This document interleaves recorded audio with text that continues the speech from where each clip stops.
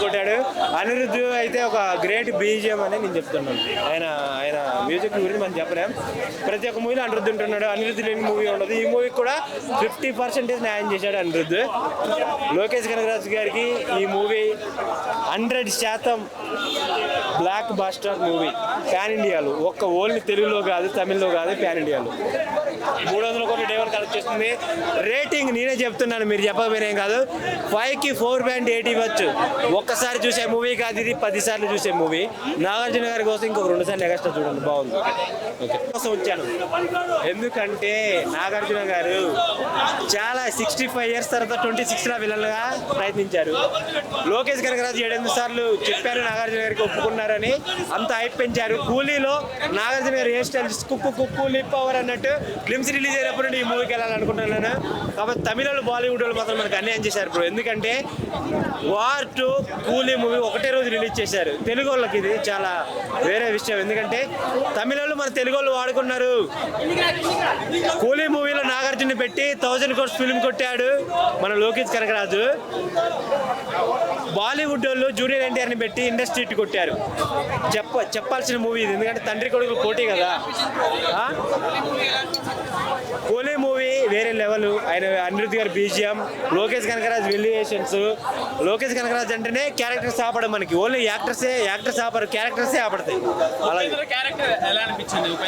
God is great, Upendra is great. Rajinikanth గారు ఒక 19 మంది బ్యాచ్లో ఉంటాడు. అందులో రజనీకాంత్ గారి కింద ఉండేది మన ఉపేంద్ర గారు. ఉపేంద్ర గారి క్యారెక్టర్ వేరే లెవెల్. సినిమాలో వెళ్తే ఉపేంద్ర గారి క్యారెక్టర్కి అన్నిటి విజిల్స్ వేరే లెవెల్ ఉంటుంది. Monica song Monica love you Monica కిచి కిచి కిచి కిచి అన్నట్టు ఇచ్చి పడేసాడు మోనికా సాంగ్ అయితే. శోభిన్ గారి యాక్టింగ్, డాన్సింగ్ వేరే లెవెల్ బ్రో. సరే ఓకే, వాళ్ళంతా వదిలేసావు.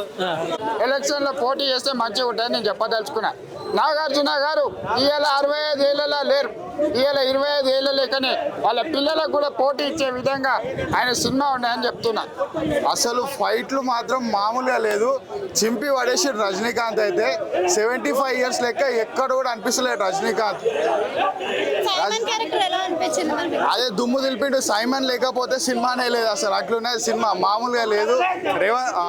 రజనీకాంత్ గారితో డైలాగ్ చెప్తా, రేవంత్ రెడ్డి వాయిస్లో చెప్తా. నాన్న ఇవాళ పందులే గుంపులుగా వస్తాయి కానీ సింహం సింగిల్ గా వస్తుంది. జై సోనియమ్మ. మూవీలో అందరూ పాన్ ఇండియన్ లోనే ఉన్నారు కదా. మరి ఉపేంద్ర గానీ, అమీర్ ఖాన్ కానీ వీళ్ళందరూ కూడా చాలా మంది పాన్ ఇండియన్ స్టార్ పెట్టినారు.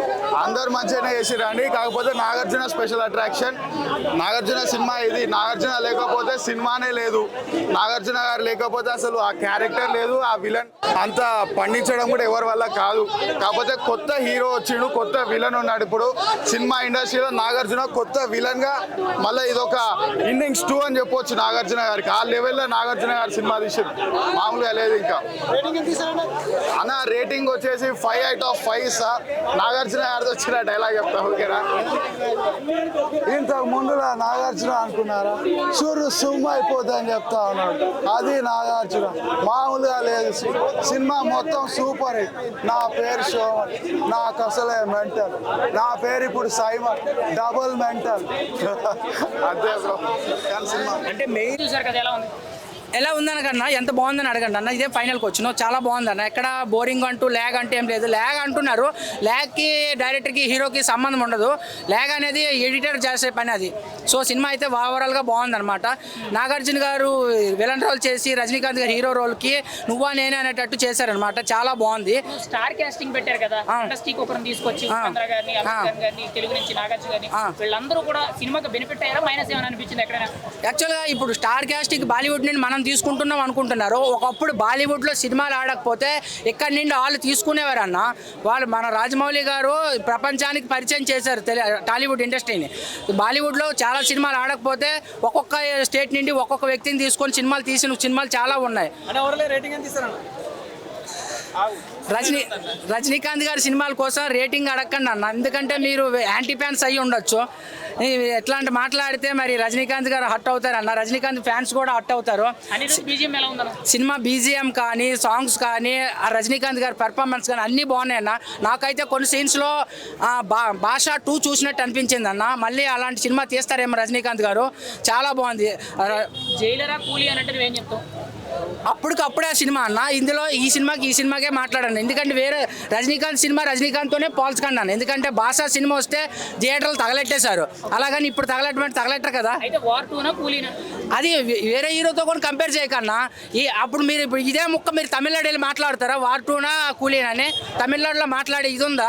తమిళనాడులో మాట్లాడండి వార్ 2నా కూలీ అని. ఇక్కడ కూలీ మూవీకి సంబంధించి తెలుగులో టికెట్ రేట్లు పెంచారు, తమిళ్లో పెంచలేదని చెప్పి మొన్నటి వరకు సోషల్ మీడియాలో కొన్ని ట్రోల్స్ వచ్చాయి కదా, దానికి మీరేం చెప్తారు? వేరే సినిమాలకు 570, 1070 పెట్టట్లేదు కదన్నా, రీజనబుల్ రేటే తీసుకుంటున్నారు. కొన్ని సినిమాలకి రేట్లు అడుగుతారు, టికెట్లు ప్రజలు రక్తం పిండించినట్టు పీడించి డబ్బులు తీసేసుకుంటారు. అట్లా కాదు కదా. Lokesh Kanagaraj direction, screenplay, ఇవన్నీ స్టోరీ లైన్ ఇవన్నీ ఎలా ఉన్నాయి? బాగానే ఉన్నదన్న. ఇంతమంది స్టార్స్ని పెట్టి హ్యాండిల్ చేయాలంటే మాటలు కాదన్న. అది ఒక్కొక్క హీరోకి మళ్ళీ తగ్గింది పెరిగిందని వాళ్ళ ఆడియన్స్ ఫ్యాన్స్ గగ్గోలు పెడుతుంటారు. అందరినీ పర్ఫెక్ట్గా ప్యారలల్గా తీసుకొచ్చారు లాస్ట్ వరకు.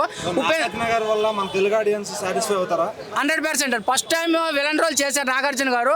ఆయన్ని ఫస్ట్ టైం కాబట్టి 100% నాగార్జున ఫ్యాన్స్ 100% యాక్సెప్ట్ చేస్తారు. సైమన్ అనే క్యారెక్టర్తో నెగిటివ్ రోల్ చేశారు కదా, ఎలా అనిపించింది ఫస్ట్ టైం అలా ఎంత నెగిటివ్ రోల్ చేయడం అనేది నాగార్జున గారు?